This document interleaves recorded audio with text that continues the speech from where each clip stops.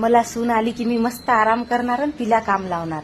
पण मी तिथं 10 वाजता उठते तर ती किती वाजता उठणार? मला तिथं टी शर्ट पॅन्ट घातल्याशिवाय जमत नाही. तिला कसं म्हणू की आम्ही 24 तास डोक्यावर पदर घेऊन राहत होतो म्हणून. आणि मला तिथं बाहेरचं पिझ्झा बर्गर नूडल्स खायची सवय आहे. तिला कसं म्हणू खाऊ नको चांगलं नसते.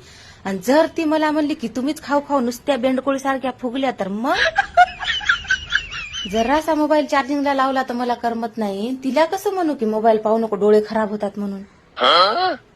मला इथं पिशासारखी राहायची सवय आहे. तिला कसं म्हणू की मी नाहीतर पण लई चांगली राहत होती. मी माझ्या सासूला मम्मी म्हणते तर ती मला काय म्हणल? मॉम म्हणल का दुसरं काय म्हणल का डायरेक्ट नावानंच हाक मारल. मी सासू मला पाहायला आलती तेव्हा म्हणली होती पुरणाच्या पोळ्या बनवून दाखव. मी तिला पाहायला गेल्यावर काय म्हणू रील बनवून दाखव. आमचं लईच अवघड झालं रे देवा. सासूला उलट बोलता आलं नाही सून बोलू देणार नाही.